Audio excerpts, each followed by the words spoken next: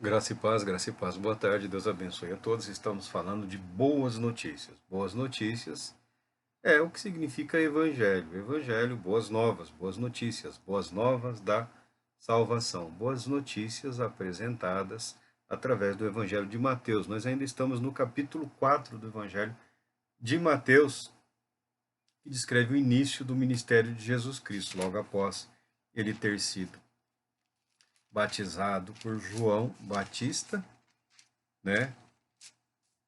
Ter obtido o testemunho do próprio Pai e a presença do Espírito Santo, ele foi para o deserto para ser tentado pelo diabo e sagrou-se vencedor.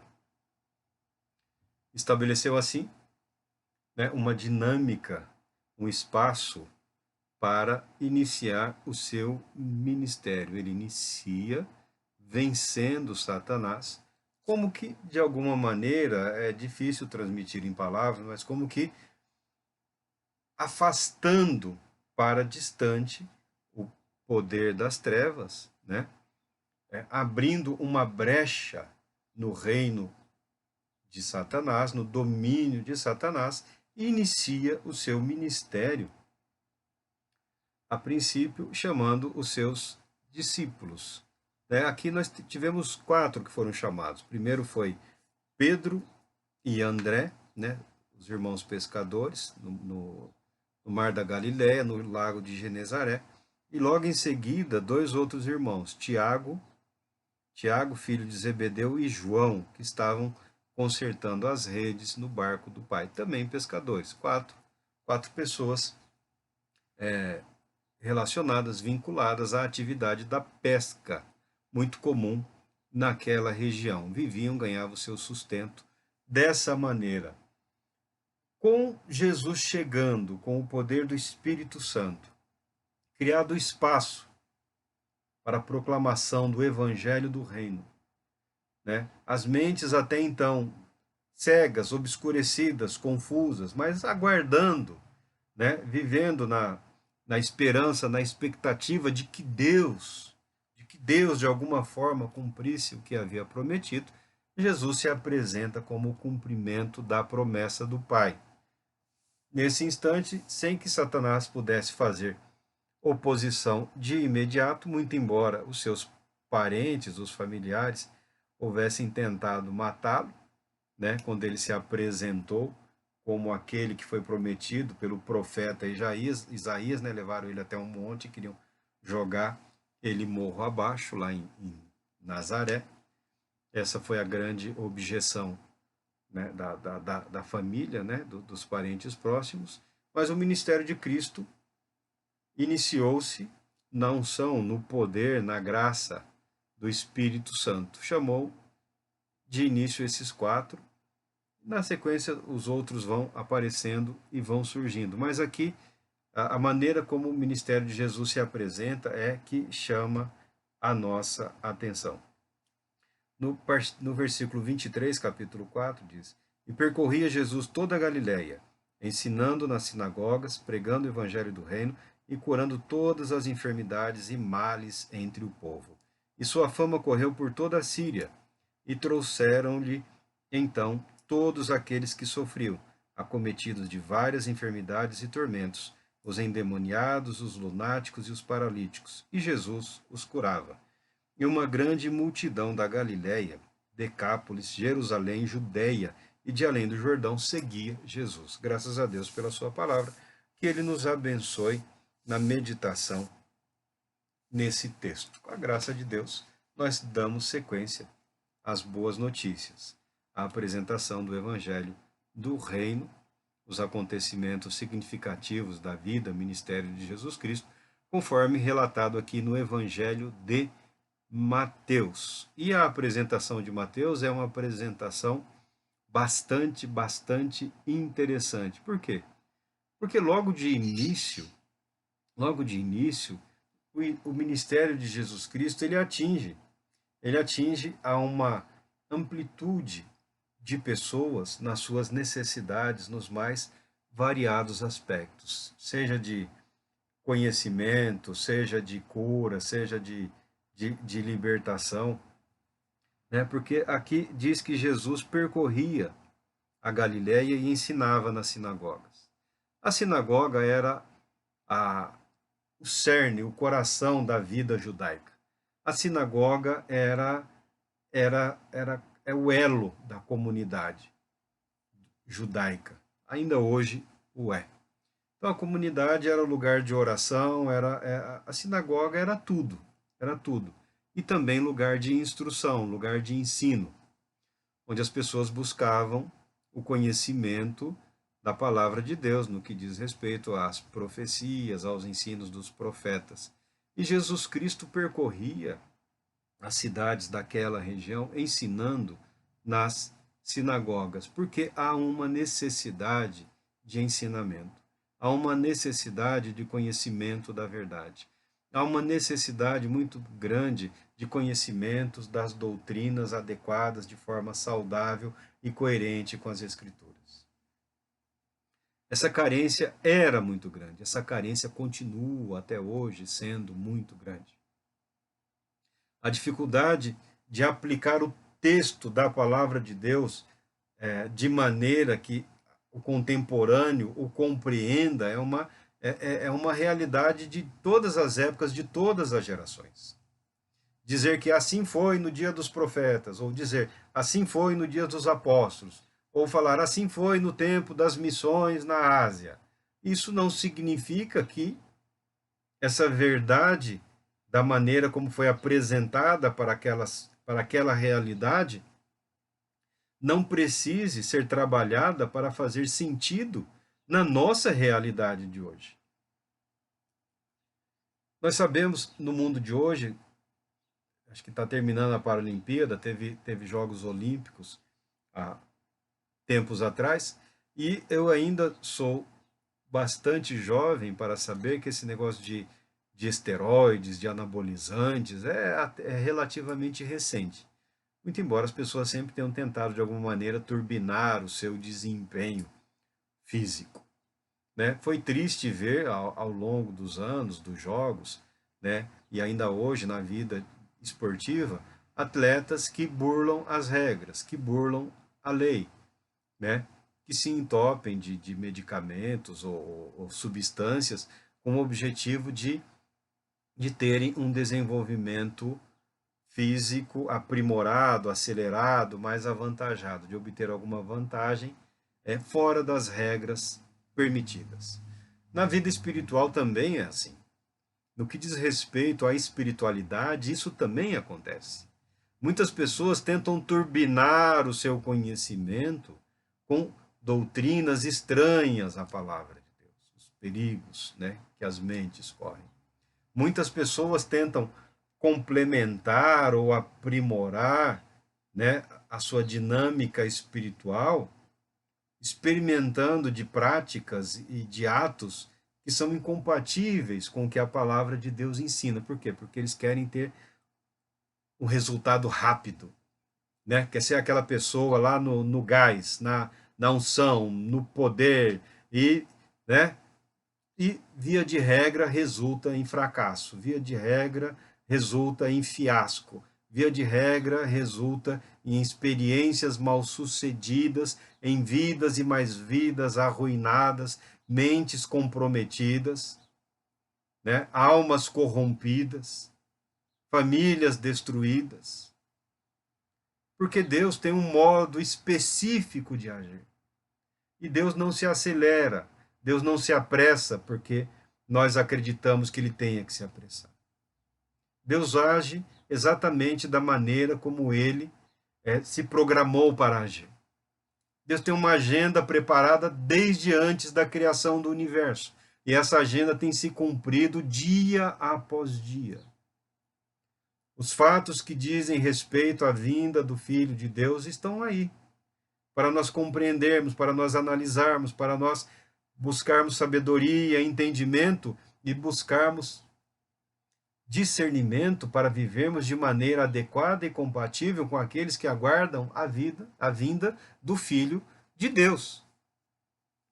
Não é uma questão de saber ou de adivinhar ou de propor que será amanhã, daqui 15 dias, daqui 10 anos, data, hora, local. Não.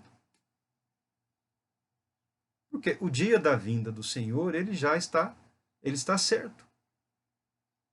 O que compete a nós é vivermos voltados para esse fato, para essa verdade, para essa realidade, para esse dia. Muitos naqueles dias aguardavam o Messias. E não só em Israel. Não só em Israel. Se você sondar, se você pesquisar, se você prestar bastante atenção, você verá que a expectativa por uma resposta celestial, né, o anseio pela verdade de Deus, ela abrange praticamente toda a humanidade conhecida, todos os povos, tribos, nações. A angústia, a ansiedade, né, a aflição, o desespero, o temor, o medo, isso é uma constante na vida das pessoas. A insatisfação com a maneira como elas têm vivido, isso é comum. E tem sido comum através da história da humanidade, de tempos em tempos, isso se intensifica. Isso se intensifica. E as pessoas começam a buscar com maior intensidade, com mais vontade, querendo saber da verdade, das promessas de Deus. Esse Deus, será que ele existe? Esse Cristo, será que é verdadeiro? Essas coisas, será que realmente acontecerão? Também era assim naqueles dias, afastado as trevas, afastado o domínio que Satanás exerce. Jesus Cristo inicia o seu ministério chamando os seus apóstolos, e eles ouvem perfeitamente. Jesus chama os apóstolos e esses homens o aceitam, porque esses homens já o tinham visto. Esses homens tinham visto o resultado da ação de Jesus, do falar de Jesus, do profetizar de Jesus, do curar de Jesus, do libertar por Jesus. Eles tinham tudo presenciado e Jesus os chama e eles aceitam segui-lo, eles querem segui-lo. Porque, como nós já falamos, Jesus muda. Naquele tempo, o discípulo procurava, escolhia um mestre. Jesus faz o oposto. Ele chama aqueles que vão segui-lo mais intimamente, mais de perto. Ele separa. Isso marca a vida, isso marca o ensino, isso marca a trajetória desses homens. Isso muda absolutamente tudo. Porque quando alguém contestava ou confrontava ou exigia algo desses homens, desses apóstolos, eles podiam dizer: eu não estou aqui de mim mesmo. Eu era pescador. O outro podia dizer: eu era funcionário público. O Filho de Deus me chamou. Eu ouvi a voz do Filho de Deus. Ele me chamou. Por isso eu estou aqui. Por isso eu vivo dessa maneira. Por isso essas coisas acontecem no nosso meio. Por isso coisas maravilhosas acontecem na vida daqueles que nos procuram. Não é por nós. Não é por mim. Não é por mim, Pedro. Não é por ele, Tiago. Não é por ele, João. Não é pelo Mateus. Não. É pelo Filho de Deus que nos chamou. Foi ele que fez isso com as nossas vidas. Ele nos transformou em discípulos, em seguidores. Nós não tínhamos proposto nada disso para as nossas vidas. Nós estávamos aguardando que Deus cumprisse a sua promessa, que Deus enviasse a libertação, que Deus salvasse o seu povo. E de repente encontramos o Filho de Deus que veio para salvar não somente o povo, mas também toda a humanidade, todo o mundo. Por isso nós estamos aqui. Por isso nós estamos alegres. Por isso nós somos felizes. Por isso nós vivemos dessa maneira. O que esses homens haviam visto, o que eles presenciaram na atuação de Jesus Cristo, está descrito aqui. Jesus percorria toda a Galiléia, ensinava nas sinagogas, pregava o evangelho do reino, pregava o evangelho do reino de uma maneira de uma maneira que contrastava absolutamente com toda forma de proclamação de um reino. Porque naquele tempo e ainda hoje, os reinos, os poderosos, quando enviam seus embaixadores para proclamar os seus interesses, para fazerem tratados, para anexarem territórios, para invadirem nações ou para destruírem,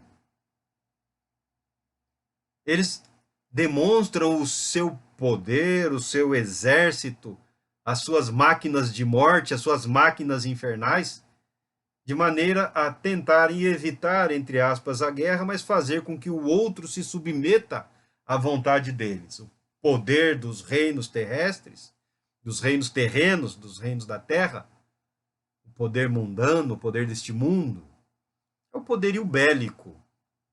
Eles viviam debaixo do poder do Império Romano. Era o maior e mais poderoso exército daquele tempo. Era um exército profissional, um exército disciplinado.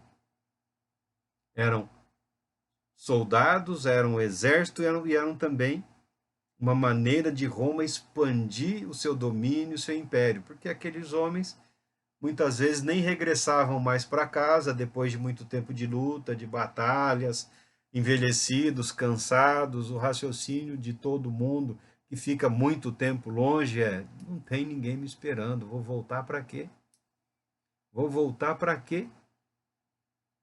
Para quem eu vou voltar? Quem eu tenho lá? E a vida de homens marcados pela guerra, pelas batalhas, ainda que vencedores, é uma vida difícil, é uma mente que é. Muitos preferiam montar lá as colônias, lá o grupamentozinho, e viviam ali uma comunidade como se vivessem uma comunidade romana, expandindo a cultura, as práticas, a religião do Império Romano.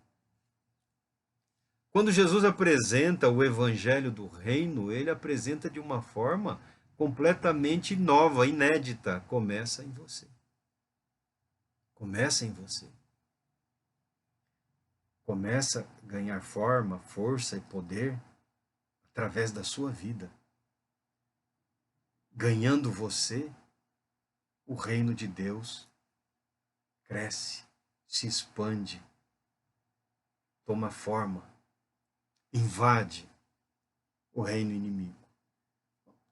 Uma estratégia única, única, que ninguém julgaria que poderia dar bons resultados. Mas olha como é essa apresentação do evangelho do reino e o poder do reino através da proclamação de Jesus. Aqui, ó, curava todas as enfermidades e todos os males do povo. Quando fala todas as enfermidades, é todo e qualquer tipo de enfermidade que aflige a vida humana, o corpo humano, a mente humana, a psique humana, o espírito humano. Tudo que havia entre o povo. E o que há entre o povo? Quais são os males que afligem o povo? Vai dar fome, a miséria, a ignorância, as doenças e todo tipo de mal. E Jesus age poderosamente sobre esses males, essas enfermidades, essas angústias que invadem a vida humana, a nossa vida, a vida de todos nós, de uma maneira absoluta, de uma maneira a desfazer, de uma maneira a corrigir, de uma maneira a curar, de maneira realmente a libertar aquela vida e aquelas pessoas. Com intensidade tal, com poder tal, que as pessoas se viam diante da verdade. Deus está agindo entre nós. Deus está agindo no meio do seu povo. Uma coisa que fascina aqui, os inimigos dos judeus, a Síria já foi um reino, uma parte de um reino que dominou Israel. E quando Israel no passado havia se libertado do domínio sírio, né? Ficou grandes mágoas entre eles. Mas quando souberam que Deus visitou os judeus, que Deus visitou os israelitas, daquela região abandonada e esquecida da Galileia, a fama de Jesus chegou até a Síria. E esse povo, que não era propriamente amigo, muito embora vizinhos, eles levaram os seus experimentos fracassados. Os produtos, os resíduos de uma espiritualidade equivocada, né? Os objetos de trauma, de poderes ineficazes e ineficientes. Olha aqui. E trouxeram-lhe então todos aqueles que sofriam, acometidos de várias enfermidades e tormentos, os endemoniados, os lunáticos e os paralíticos. Jesus os curava. Isso é fascinante. Isso é incrível. Isso Nós estamos falando de espiritualidade turbinada, de gente desesperada, de gente aflita, de gente enlouquecendo, querendo chegar ao céu com anabolizante, querendo chegar ao céu com alucinógeno, querendo chegar ao céu com um comportamento insano, querendo trazer o céu para a terra no grito, na marra, na força. A nossa geração religiosa hoje apresenta um grande número de lunáticos, apresenta pessoas paralisadas também, paralisadas pelo medo, pelo ódio, pela incredulidade, pela revolta, que é fácil se deixar dominar por sentimentos dessa natureza quando lançamos a culpa de todo o mal que nos sobrevém somente ao outro e nunca exatamente a nós.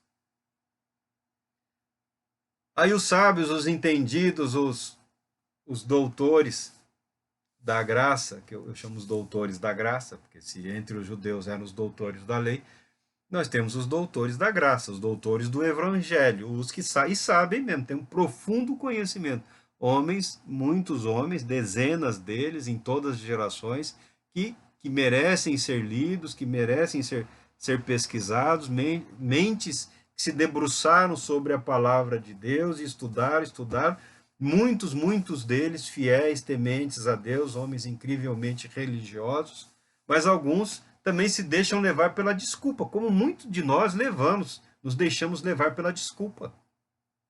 Não, mas isso aqui foi para trazer o povo, foi só no início do evangelho, isso daqui foi só na apresentação de Jesus Cristo. Aí quando algo aconteceu semelhante na vida dos apóstolos, não, mas isso foi na vida dos apóstolos para testemunhar que eles estavam vivendo em obediência a Jesus Cristo, porque o ministério apostólico ele representava o ministério de Cristo Jesus que está nos céus. E se aconteceu depois, ele fala, não, mas isso daí foi um fato extraordinário para provar que... Balela, é que as nossas vidas não estão devidamente entregues ao nosso Senhor e Salvador Jesus Cristo. As nossas vidas não estão suficientemente depositadas aos pés do nosso Senhor. É que nós temos grande dificuldade de permitir que o Espírito Santo conduza a renovação, a transformação da nossa mente e o desenvolvimento do nosso caráter. Ah, mas esse agir foi só no passado para testemunho, e já tem um grande número agora que até nega. Não, Jesus proclamava o evangelho, ele ensinava, e esses milagres foram colocados só para ilustrar. Não acontecia nada disso, era só uma ilustração. Esse texto, ele deve atingir o nosso ego, o nosso eu, a nossa ignorância, a nossa preguiça, de maneira a nos causar impacto, a nos fazer corar de vergonha. Porque o nosso cristianismo hoje, ele é mínimo. a nossa confiança, a nossa dependência em Cristo Jesus, ela é mínima. Ela é mínima. Às vezes usamos a abordagem de questões eternas, de assuntos eternos, de vida eterna, né? Para não sermos confrontados com a angústia e o desespero das pessoas que estão mundo afora ansiando pela libertação, pela liberdade, pelo conhecimento da verdade, pela cura de seus males, pela renovação das suas mentes. Marco, mas eu nunca vi um paralítico, nem eu nunca vi um paralítico ser curado. História eu já ouvi muita, mas eu conheço alguns. Minha mãe mesmo sofreu uma lesão parcial na coluna, né? Depois de 30, quase 40 anos. Depois de tantos anos, ela foi em mais um médico por causa das dores, mas ela andou a vida toda, né? Depois do tratamento no hospital, ela saiu andando, o hospital inteiro saiu para ver, ela saiu andando devagarzinho, um passinho, saiu andando. Foi uma lesão parcial na coluna. Uma lesão parcial na coluna, a pessoa se recupera, né? Na velhice, com o passar do tempo, vem os problemas de saúde, agora ela anda com dificuldade, mas ela ainda anda. Então eu já vi lesão parcial na coluna. Eu já vi. As pessoas se recuperam. De uma lesão total, nunca vi se recuperar. Pois pessoas que tiveram uma lesão extensa, muito extensa na coluna. Quase que não anda, mas anda, fica em pé, precisa de uma muleta, de um andador, algum apoio. Mas não foi uma ruptura, não foi um rompimento total, não foi uma lesão irreversível. Esse milagre eu nunca vi. Eu nunca vi. Eu nunca vi. Eu também nunca vi o cego voltar a enxergar. Nunca vi. Ouço histórias, mas eu não dou nenhuma atenção para essas histórias. Por que você não dá atenção para essas histórias? Porque não. Eu nunca vi, eu não estava lá. É algo que supostamente aconteceu, não sei onde. Tudo bem. Amém. Queira Deus que seja verdade. Mas eu, na minha geração, nós não vemos. Nós não vimos. Pessoas com dificuldades, com má formação, nunca vi um milagre desse tipo. Nunca vi. Eu nunca vi. Eu nunca vi. E sabe o que é mais triste? Não é questão de não vermos esses milagres. É que a maioria dessas pessoas não encontra lugar na igreja. Não encontra lugar no corpo de Cristo. Imagino eu, porque elas incomodam. Incomodam a quem? O farsante, o mentiroso, o hipócrita, né? O cínico, o, o que fala que faz milagre, mas não faz, nunca não faz, porque se fizesse, o charlatão, o enganador, esses incomoda. Incomoda. Se tem espaço hoje é por força de legislação, que precisa ter um espaço pro cadeirante lá. A maioria não tem nem ministério pro surdo. Alguns agora estão iniciando, mas a maioria não tem. Por quê? Porque incomodava. Porque atrapalha a finança. O cara não tem como lucrar. O cara não tem como ganhar o dinheirinho dele, fingindo que é o apóstolo, ou isso ou aquilo. E as pessoas olhando lá, mas e aquele ali?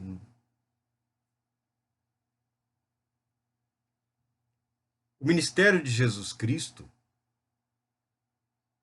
ele confronta a nossa arrogância, a nossa vaidade, as nossas supostas verdades, o nosso mínimo saber do que é a vontade de Deus e de como o poder de Deus se manifesta nas nossas vidas e através das nossas vidas. A igreja de hoje é preguiçosa, é uma igreja acomodada. Ela não quer ser incomodada. Ela não quer ser pressionada. Ela não quer ser purificada. Ela se acomoda às verdades do mundo e não às verdades do reino. Ah, mas nós temos orado. Tá. E temos vivido? E temos vivido? Porque o ponto nosso é esse. Nós temos vivido. Nós temos vivido minimamente de acordo com aquilo que acreditamos? Sim, tá bom, vamos ver. Vamos ver. Se o seu inimigo tiver fome, que morra. Não é isso? Se o seu inimigo tiver fome, que morra. Você não gosta de ver ninguém sofrendo, você vai lá e dá uma paulada para. Não é para alimentar o inimigo? Por que Jesus fala que nós devemos alimentar? Porque ele alimentou. Porque ele curou os enfermos, os doentes, os paralíticos, os cegos. Ele purificou, ele libertou as pessoas das armadilhas, dos anabolizantes espirituais, os endemoniados, os lunáticos, os que enlouqueceram. Porque realmente não é fácil viver nesse mundo. E não é fácil viver a realidade da pobreza desse mundo. Sendo pobre, num mundo pobre, sendo miserável num mundo miserável. Porque se fôssemos pobres num mundo de fartura e abundância, não sentiríamos a nossa pobreza, porque nada nos faltaria. Porque se fôssemos miseráveis num mundo de prosperidade, conhecimento, sabedoria, não sentiríamos a nossa miséria, porque tudo nos alcançaria. Mas somos miseráveis num mundo miserável. Por quê? Um mundo que não reconhece a soberania de Deus. O mundo que não reconhece a palavra de Deus. O mundo que não reconhece o Cristo de Deus. E a igreja caminha também por não reconhecer o Cristo de Deus. Como você pode falar tamanha heresia, Marco Antônio? Como você pode falar tamanho disparate? Nós seguimos, sim. Mentira. Mentira. Mentira. Porque se vivêssemos de fato em comunhão com o nosso Senhor, não viveríamos tagarelando, fazendo propaganda, usando de hipérboles, né? Exagerando com um fim espúrio, um fim equivocado, pecaminoso, de fazer prosélitos. Viveríamos como discípulos do Senhor, permitindo que a nossa vida fosse usada, moldada, transformada, segundo a vontade dele.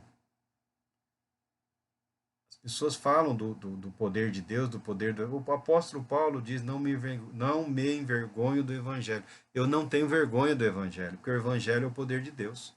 Quando eu proclamo o Evangelho, eu estou proclamando Jesus Cristo. Quando eu apresento a verdade, a sabedoria da palavra de Deus, eu estou apresentando aquele que é a sabedoria de Deus, é Jesus Cristo. Cristo vivo. Eu estou apresentando Jesus Cristo àqueles que necessitam de Jesus Cristo. E as coisas acontecem. Aqui eu falei dos anabombados, anabolizados, dos experimentos espirituais. É assim, endemoniados. Endemoniados, sim. Demônio é uma palavra que significa divindade. Né? Olha, eu desconheço a possibilidade da pessoa ficar endemoniada por acaso. Eu desconheço. Eu desconheço. Eu desconheço. Se você quiser perguntar para alguém de outra religião, de outra prática, de outro culto, que tenha um conhecimento de questões espirituais, talvez ele vá te dizer a mesma coisa que eu. Eu desconheço. Porque nas questões espirituais exige-se uma preparação, uma adequação, uma disposição, exige-se um voltar-se para, dedicar-se para, um consagrar-se, um entregar-se para receber. Isso é padrão em toda a espiritualidade que nós podemos encontrar aí, inclusive na espiritualidade cristã. Como você vai receber algo para o qual você não se preparou, não se adequou e não buscou?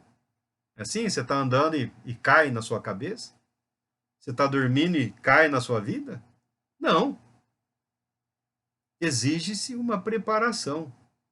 Exige-se uma transformação mínima, um moldar do caráter, um moldar da mente, um moldar das vontades, um despir-se das vaidades e de si mesmo. Um estar disposto a ser lançado ao tentador. A igreja hoje, a pessoa quer brincar brincar de absurdo, né? Que tá pisando em não sei onde, que não sei o que tá na onde, que não sei quem tá não sei o que. Muito embora a palavra de Deus não ensine absolutamente nada dessas fantasias. Fantasias essas hoje que estão deixando muita gente debaixo de autoridade, de poderes aí bastante preocupantes, como no passado. Como no passado. Porque aqui a questão do demônio, tem gente que não gosta, né? Ah, não existe. Tá bom. Se você quer acreditar que não existe, mas a palavra, o comportamento, a ação descrita representa o quê? Representa uma realidade, uma verdade espiritual, que há testemunho em várias práticas no mundo todo. Ah, mas eu nunca vi. Tá, tudo bem. Mas se isso é desculpa para você não seguir a Deus, não se submeter a Deus, aí é problema da pessoa que assim o decide. Mas eu estou certo de que muitos desses endemoniados, tais quais hoje, tais quais hoje são subprodutos, são resultado de uma prática equivocada. Pessoas que tentaram turbinar a sua vida espiritual ou tentaram alcançar alguma coisa de uma maneira equivocada. Ou no caso dos judeus e dos cristãos, contrariando a vontade de Deus e acabaram expostas a realidades, a verdades, a poderes que eles não eram capazes de controlar ou de dominar e acabaram sendo dominados e controlados por esses poderes, por essas forças. O homem de Deus está lá, vamos levá-los. Vamos levá-los.